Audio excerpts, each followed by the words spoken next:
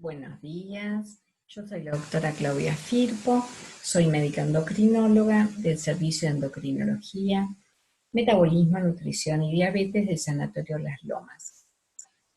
El tema que vamos a tratar hoy es diagnóstico dentro del curso interdisciplinario de actualización en obesidad. La obesidad es una de las enfermedades más frecuentes y costosas para la sociedad. Muchas veces no es reconocida ni es enfrentada por los profesionales de la salud. Existe una alta tasa de subdiagnóstico y de subtratamiento de esta enfermedad. La obesidad se asocia con más de 195 complicaciones, entre las cuales hay algunas aquí. Ante cualquiera que sea el motivo de consulta, no lo dudemos, hagamos diagnóstico y detección de obesidad. Miramos, pesemos y abordemos el tema con nuestros pacientes. Para eso nos vamos a basar en la anamnesis, en una buena historia clínica donde queden todos los datos consignados en la misma, en el examen físico y la detección de comorbilidades. En la anamnesis vamos a tener en cuenta que es una enfermedad multifactorial. Entonces vamos a conocer la genética familiar de nuestro paciente.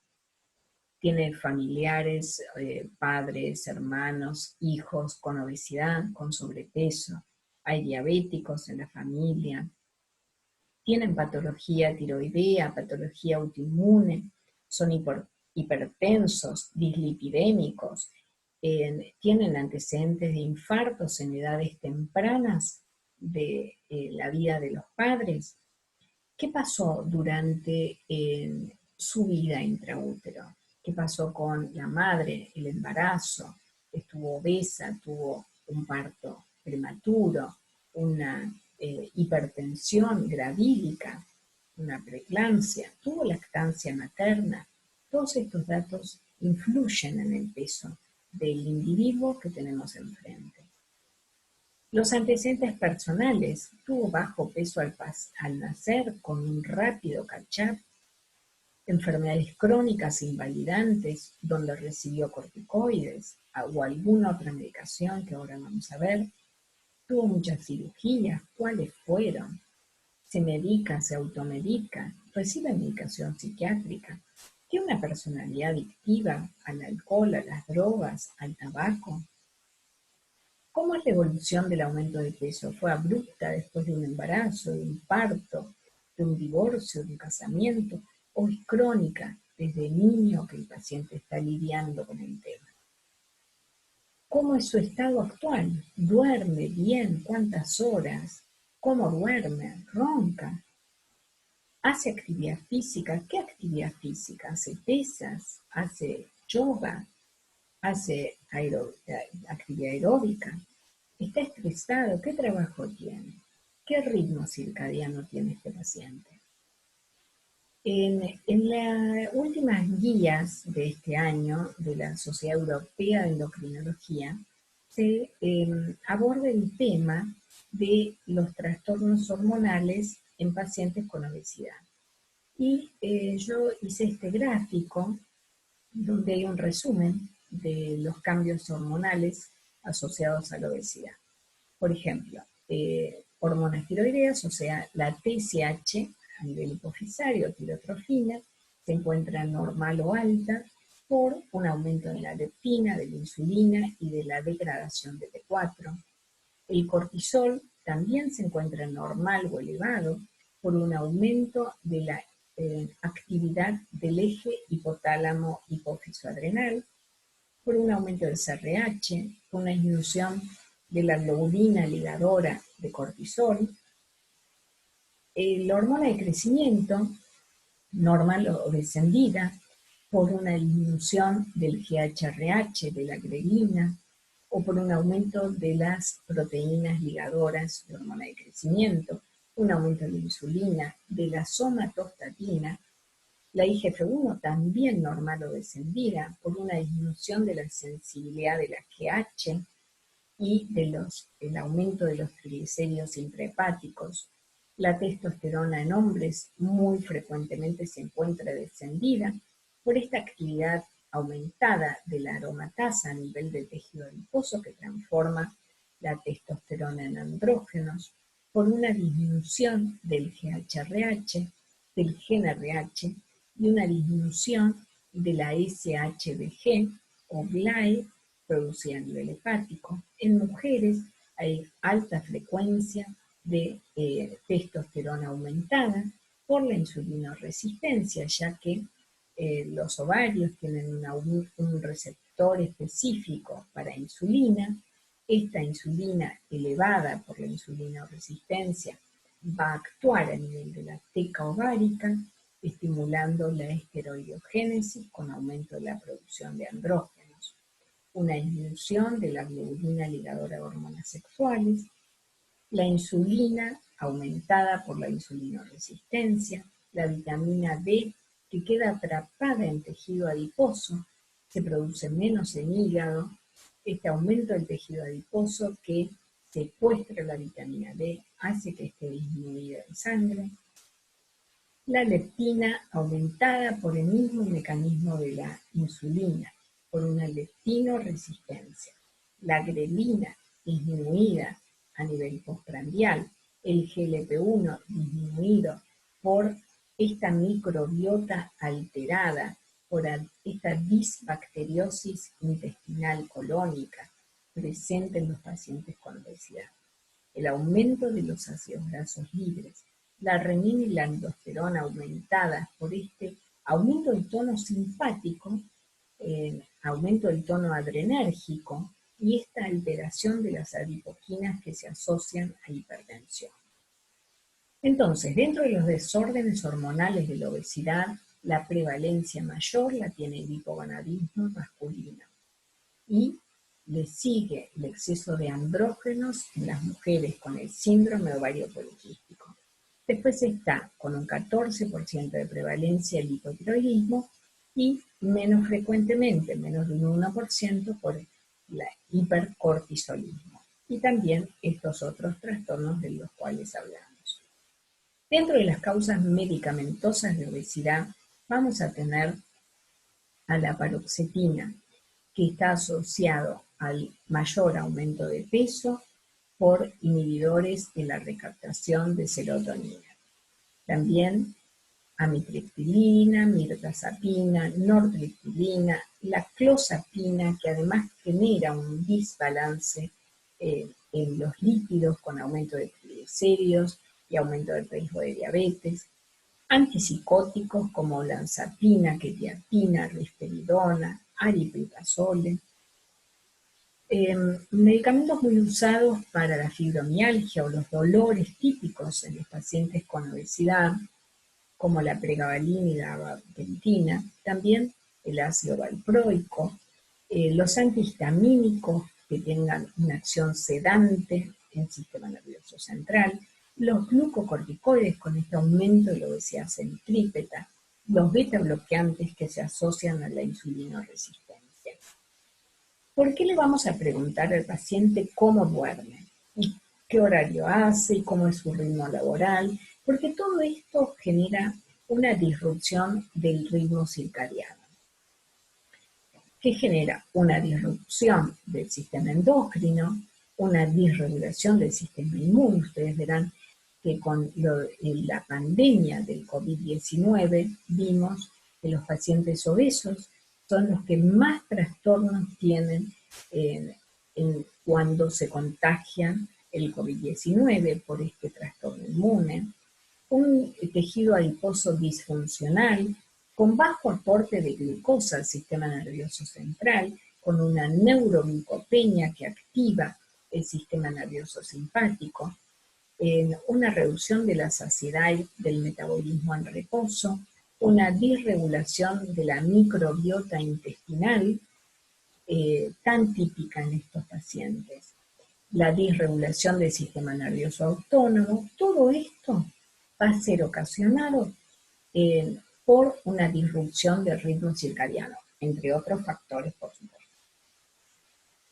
El estrés crónico activa el eje hipotálamo hipófiso adrenal, ocasionando obesidad y síndrome metabólico.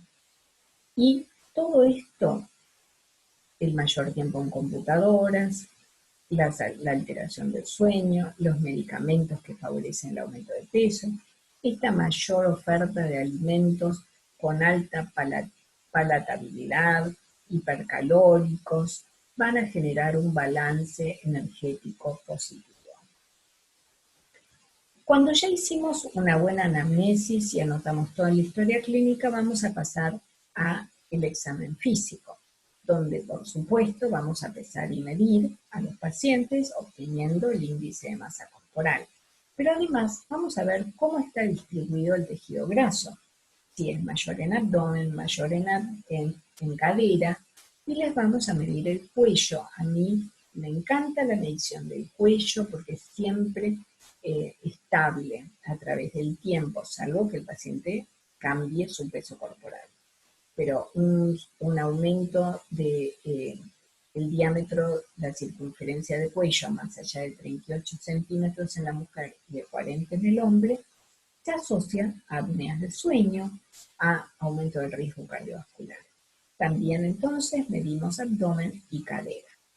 Vamos a hacer una composición corporal total, por bioimpedancia, por DEXA, por resonancia, por como ustedes puedan, la herramienta que tengan más a su disposición y accesible. Y el diagnóstico de comorbilidades físicas y psicológicas. Entonces, este es el índice de masa corporal que todos conocemos con la obesidad mórbida mayor de 40, pero si nosotros tenemos un paciente con sobrepeso, vamos a ver con el abdomen, si mide más de 88 centímetros en mujeres o más de 102 centímetros en hombres, vamos a estar hablando de una obesidad. Cuando estemos ante el paciente, preferentemente en la primera consulta donde hacemos anamnesis y examen físico, no olvidemos ver que no tenga acantosis nígricas, que nos habla de insulinoresistencia, de hiperandrogenismo, signos de hipotiroidismo, que como esta facies abotagada, el edema en cara, en lengua, en manos, en piernas, esta letargia, esta bradicitia, ya en estados más avanzados, la piel, el cabello ralo, signos de acromegalia, con el crecimiento acral de extremidades, con la impronta dentaria en lengua, con la separación interdentaria, los signos de Cushing, con la jiba dorsal, esta fragilidad capilar, la obesidad centrípeta, las estrías rojovinosas, signos de hiperandrogenismo, con acantosis nígricas, con vello, acné, signos de hipogonarismo masculino, con la disminución del vello facial, con estas características típicas.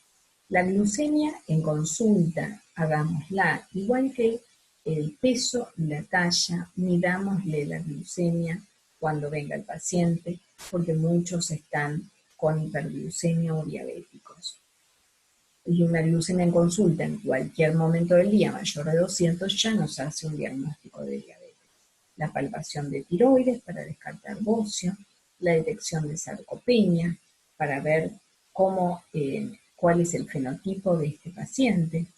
Por ejemplo, una manera muy fácil es pedirle al paciente que se cruce de brazos y se levante y se siente en la silla 5 veces seguidas, los cronometramos, y si tardaron más de 12 segundos, hablamos de una sarcopenia. El control de tensión arterial, que es infaltable en la consulta médica. Entonces ya sabemos que nuestro paciente es obeso o no, y ya sabemos qué peso, talla, índice de masa corporal tiene nuestro paciente y qué signos secundarios tiene. Entonces, vamos a ver el fenotipo. Puede ser normopeso saludable, perfecto. Sobrepeso, que tengamos un índice de masa corporal mayor de 25 o inclusive mayor de 30, pero que sea gracias a masa muscular, excelente, Puede ser delgado o no saludable, una persona mayor, en tercera edad, que tenga una sarcopenia, o un obeso con comorbilidades, que es nuestro paciente de estudio actual. Vamos a evaluar la composición corporal. El gold standard es el DEXA. La bioimpedancia se correlaciona muy bien con el DEXA. La perismografía no se usa y la resonancia podríamos usarla. ¿Cómo vamos a interpretar una densitometría corporal total por DEXA? Primero vamos a ver el contenido mineral óseo. Siempre acá está el promedio del 50% de la población, con el desvío estándar por encima y por debajo de la normalidad. Esta paciente va a estar por encima, con un contenido mineral óseo aumentado. Muy bien. Después vamos a ver con el peso y la talla, el índice de masa corporal, y vamos a tener acá qué porcentaje de masa grasa tiene.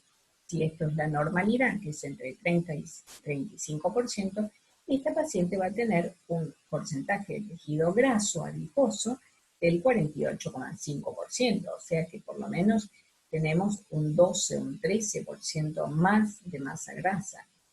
Y ya sabemos que 43 de su composición, de su peso total, 43 kilos, es de masa grasa. Y vamos a ver qué distribución tiene. Abdomen, androide, ginoide en caderas. El cociente debería ser 0,85 o menor. Si tiene mucho en abdomen, este cociente va a estar por encima y no es conveniente metabólicamente.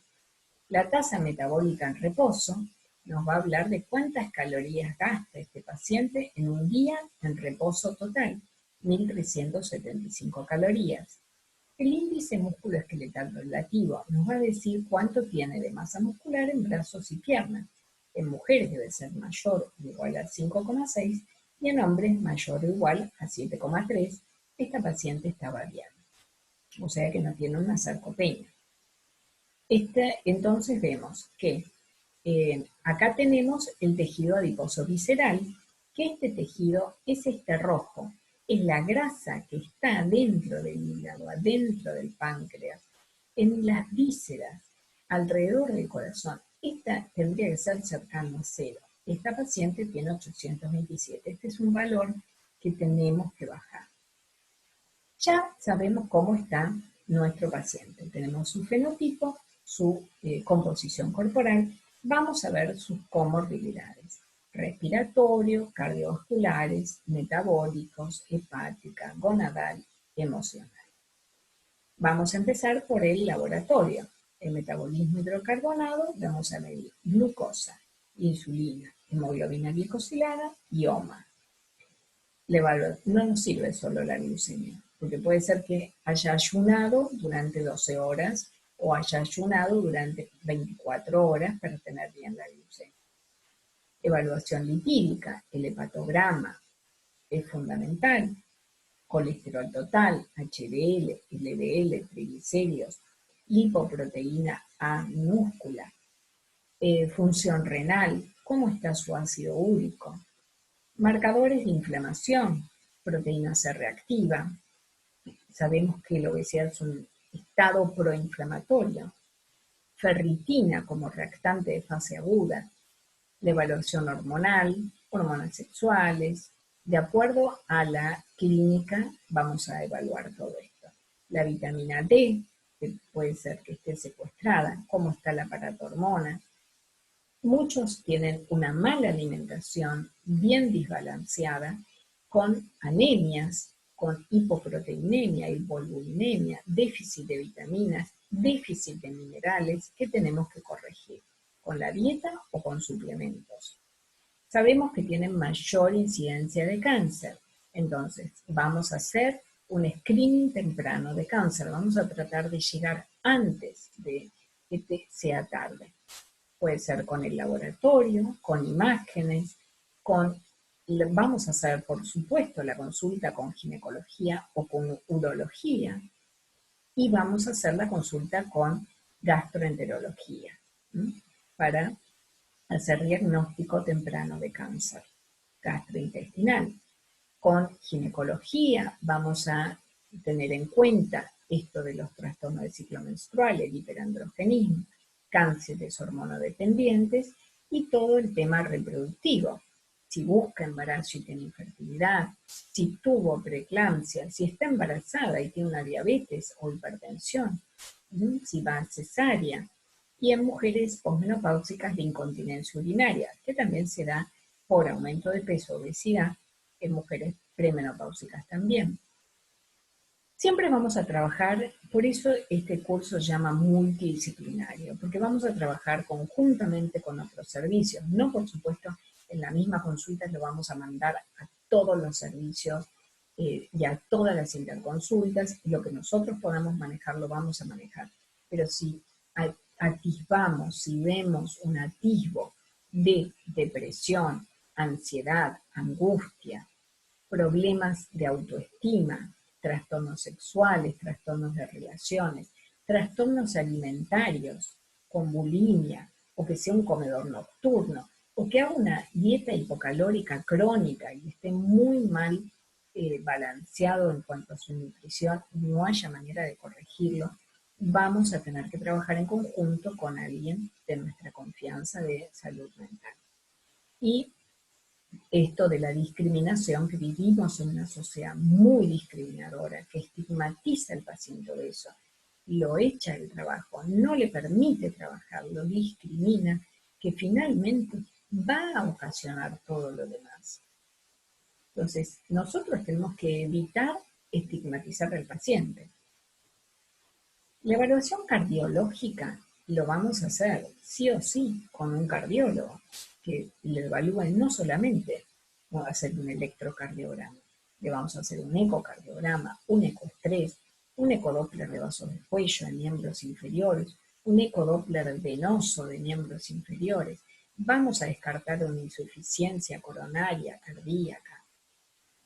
Y vamos a ver ¿qué pasa con la parte respiratoria? El 45% de los pacientes obesos tiene apneas de sueño, tiene hipoventilación por obesidad, tiene hipoxemia crónica. El paciente obeso está cansado, está agotado de cargar su peso de grasa, además que vimos en este paciente que habíamos visto que pesaba 92 kilos, 43 kilos eran de grasa, eso lo cansa al paciente. Y además de eso, si respira mal, si está hipoxémico crónico y de noche no duerme bien por sus apneas de sueño, el paciente va a estar agotado. Y eso hace que se quede dormido, como muchos pacientes me cuentan, manejando, se quedan dormidos y tienen accidentes. Y muchos pacientes con obesidad tienen también asma. Además, vamos a ver el aparato locomotor, ya que estos pacientes tienen muchas limitaciones en la movilidad. Tienen osteoartritis, tienen osteoporosis y sarcopenia, la osteosarcopenia, típica por falta de movilidad y por este aumento del tejido adiposo a nivel óseo, que nos genera una mayor fragilidad ósea. Esto le va a ocasionar más sedentarismo, menos gasto calórico, más disfunción motora, acentuando y creando un círculo vicioso. A nivel gastroenterológico vamos a descartar una enfermedad de la vesícula biliar, una enfermedad hepática no alcohólica, una hernia, reflujo y todos los cánceres que ya vimos. Y no nos vamos a olvidar que el paciente puede tener mucha más frecuencia de enfermedad periodontal, de infecciones dermatológicas, de proteinuria, síndrome nefrótico o linfedema. Entonces, vamos a trabajar, lo que nosotros podamos, lo vamos a manejar nosotros. Por ejemplo, una infección de una micosis en pliegues. Si lo podemos manejar, lo manejamos nosotros. Si no, vamos a derivarlo a un dermatólogo. Sí o sí tiene que ir una vez por año al odontólogo y tener perfectamente, tenemos que evitar infecciones, ya que este paciente tiene su inmunidad reducida. Les propongo esto de estadificar al paciente. Esta propuesta del Edmonton Obesity Staging System es muy fácil, ya que en el estadio 0 no tiene ningún problema de nada, sería el paciente sano, normopeso, bien nutrido, el paciente con un estadio 2 tiene factores subclínicos, todo es subclínico, no requiere ninguna intervención. En el estadio 3 tiene una obesidad con comorbilidades, síntomas psicológicos o deterioro funcional que requiere un tratamiento. En el estadio 3 ya tiene un daño orgánico con enfermedades relacionadas a su obesidad. Y en el estadio 4 es el estadio final con un compromiso severo multiorgánico con limitaciones funcionales severas y o síntomas psicológicos que le provocan una desadaptación. En conclusión, es prioritario realizar diagnóstico, detección y abordaje de estos pacientes desde la primera consulta, evitando el subdiagnóstico y el subtratamiento de esta enfermedad. Vamos a hablar en la primera consulta, además de hacerle un detallado examen físico y anamnesis, vamos a tocar el tema de la mejor manera. No lo vamos a dejar pasar, porque si no el paciente se va a ir a otro médico. Una anamnesis detallada es fundamental para llegar al diagnóstico etiológico. La evaluación física debe realizarse en forma completa, con mediciones certeras que nos permitan definir el fenotipo. Se debe investigar la presencia de comorbilidades multiorgánicas, metabólicas, neoplásticas, funcionales, psicológicas, gonadales, reproductivas y otras. Se recomienda estadificar y reestadificar a través del tiempo al paciente el grado de compromiso de nuestros pacientes para poder definir prioridades. Es esencial el trabajo con un equipo multidisciplinario que nos permita abordar las diferentes comorbilidades del paciente obeso. Muchísimas gracias.